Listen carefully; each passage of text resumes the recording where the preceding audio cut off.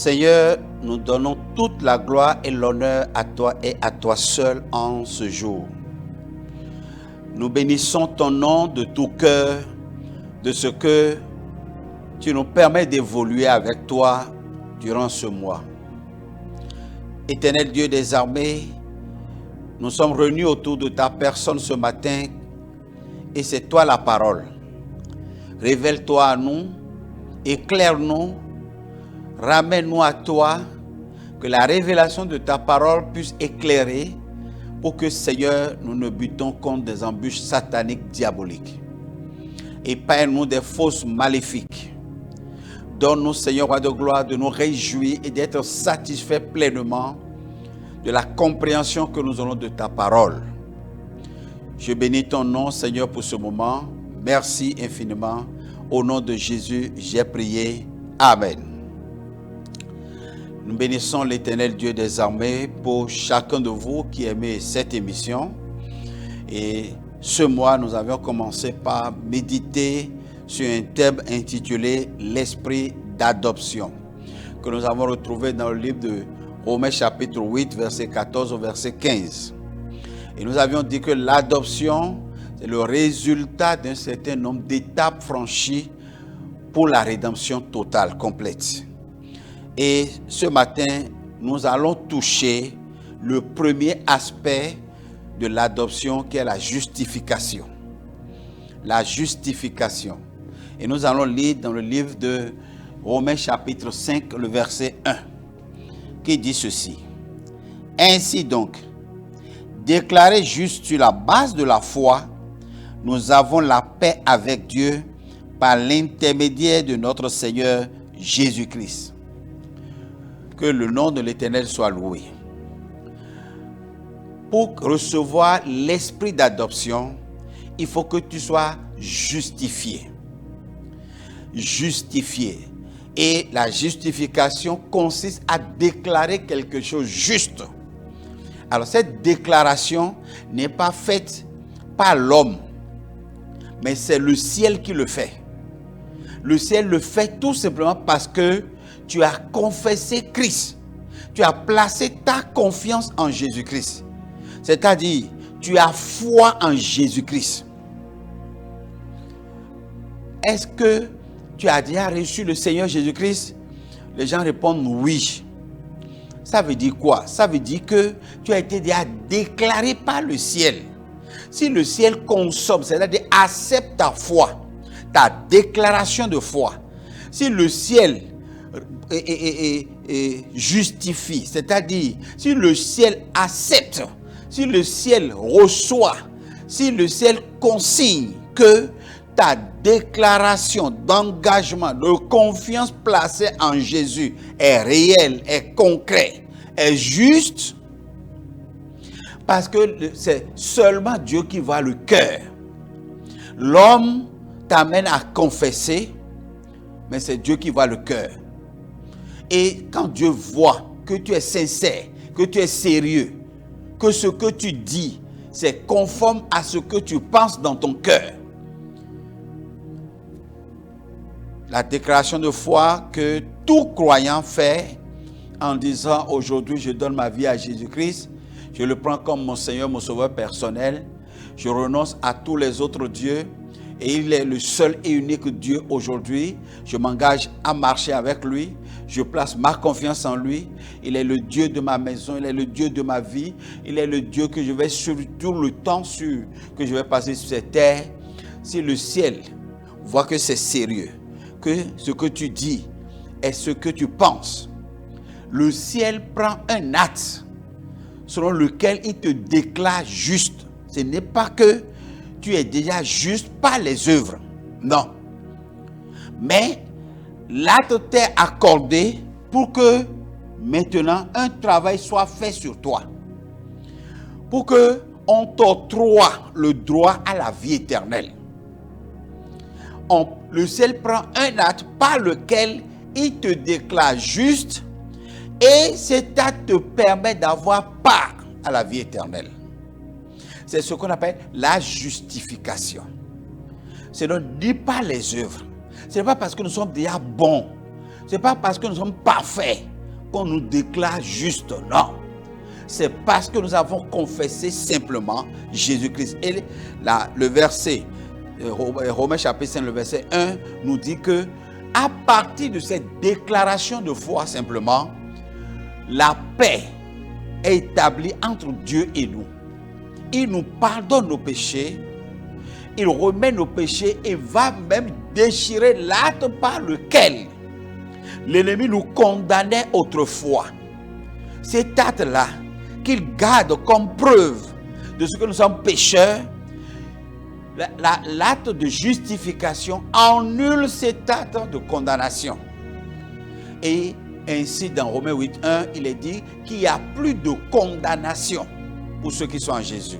À cause de la foi, à cause de ta déclaration de foi. Écoutez frère, si seulement ta foi en Jésus-Christ te permet d'être justifié par le ciel, si seulement par ta foi en Jésus-Christ, l'acte qui te condamnait, que Satan promenait sur ciel ou terre, sur ciel et sur la terre, et sous la terre, dans toutes les entités invisibles, l'acte par lequel il pouvait aller devant Dieu pour réclamer ton âme afin de te tourmenter, de te faire souffrir, l'acte là est déchiré tout simplement par ta déclaration de foi.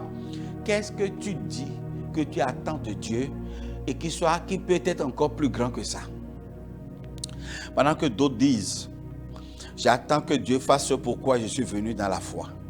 Pendant que d'autres disent, j'attends que Dieu réponde à mes cris, à mes besoins. Qu'est-ce que tu attends de Dieu qui soit encore plus grand que ça? La justification. Il t'a justifié dans les lieux invisibles, dans les lieux célestes, devant les entités spirituelles, les esprits démoniaques sataniques, les forces du mal, devant le conseil des esprits. Il prend un acte de justification et dit, celui-ci, tu peux tourmenter tous les hommes sur la terre, mais celui-ci, je te le défends, ne le touche pas. Parce qu'il n'a pas de péché. C'est moi qui condamne. Il est le juge. C'est lui le juge qui dit, je dis, il est sans péché. Il est il est pur devant moi. Aucune impureté ne le condamne devant moi. Frère, qu'est-ce que tu attends qu'il soit plus grand que ça? Il dit que la justification te donne droit à la vie éternelle. Qu'est-ce que tu attends plus que ça de Dieu? C'est déjà l'essentiel. C'est déjà capital. C'est déjà plus important que tout l'or de ce monde. Tout l'or de ce monde, je te dis. Tu peux quand même se moquer de ce que je dis et dire, ça ne t'engage. Mais je dis, ça t'engage toi-même. Parce que dans la vie, il n'y a que toujours deux choix. Soit la droite ou la gauche. Il y a toujours deux choix. Un choix à faire entre deux choses, voilà. Soit le chemin de la gauche, soit le chemin de la droite. C'est l'un ou l'autre. C'est ça. C'est le principe de Dieu, par lequel il justifie ceux qui croient en lui. Et je veux te dire ce matin que avant l'esprit d'adoption, il faut la justification. Et tu es justifié par ta foi que tu as en Jésus-Christ. Ta foi t'accorde la justification du ciel de Dieu. Ta foi te le concède. Ta foi te l'octroie. C'est un droit que tu reçois. Quand tu crois en Jésus-Christ, automatiquement, on te donne un papier qui justifie que tu es un croyant, qui démontre que tu es un croyant. Et ce papier, c'est invisible. La justification.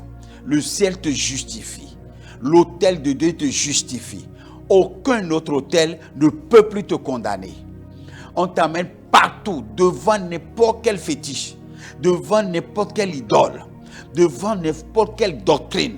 Ce n'est pas toi qui te défends, mais c'est le ciel qui se lève pour dire, nous le reconnaissons comme étant membre de notre maison, comme étant membre de notre famille. Et nul ne peut le toucher, puisque nous Personne ne peut nous toucher. Nous sommes des princes. Il l'est également. Ton Rédempteur est vivant. Et c'est lui qui se lève le dernier, là où toi tu ne peux pas parler. Il y a des endroits où tu ne peux pas parler. Il y a des endroits où tu ne peux pas aller. Il y a des endroits où tu es déjà privé de toutes choses. Mais lui qui a pris un décret pour dire, ce fils-là, il est mon enfant. Je le justifie. Il est pur. Il est sans péché. Écoutez, qui peut condamner celui qui est sans péché? Qui peut le condamner? Quand Jésus se présentait devant les chefs de son temps, mais ils l'ont regardé et puis Pilate a dit, celui-ci, il est sans péché. Je n'ai rien trouvé de mal en lui. Il est sans péché. Devant une juridiction païenne, profane, on le déclare juste. Et c'est lui qui prend l'acte de justification à ton endroit. Et dit, je te déclare juste. Frère, qui peut condamner quelqu'un qui est déclaré juste par le ciel? Personne. Personne. Et c'est les raisons pour lesquelles nous sommes chrétiens. C'est les raisons pour lesquelles nous avons accepté Christ. C'est les raisons pour lesquelles nous sommes allés là, vers ce Dieu-là. Que le Seigneur Tout-Puissant nous donne la grâce de mieux comprendre ces choses, de pénétrer ces richesses, ces trésors de la vie chrétienne, qui vont nous amener à l'adoption. Que le nom de l'Éternel soit loué. Je veux prier avec toi pour que l'Esprit t'éclaire davantage sur ces choses. Je veux prier avec toi pour que ces trésors puissent être à tes yeux, à toi-même, à ta conscience, à ton homme intérieur, comme un trésor. Que les choses de la terre, que les choses de la chair ne soient pas plus valeureuses que les choses du ciel. Mais que les choses du ciel prennent de l'ampleur, prennent de la valeur à tes yeux que les choses de la terre. Seigneur, je vais prier pour tous mes frères, tous ceux qui m'ont suivi, car je sais que je suis limité, mais toi tu es illimité. Prends le contrôle de ce que nous sommes en train de partager avec eux et approfondis cela dans les cœurs au nom de Jésus. Nous sommes limités par le temps, nous sommes limités, Papa, en toutes choses, mais toi tu es illimité. Seigneur, prends tout le temps pour leur parler, prends tout le temps pour approfondir, pour éclairer, prends tout le temps pour enseigner avec le langage que chacun comprend, afin que, Père, chacun soit affranchi au travers de la compréhension qu'il a de la parole de Dieu. Béni soit ton nom, Seigneur. Merci infiniment. Reçois honneur et gloire. Et que tous ceux qui n'avaient pas compris puissent comprendre afin d'être affranchis. Honneur à toi, magnificence à toi. Au nom de Jésus, j'ai prié. Amen.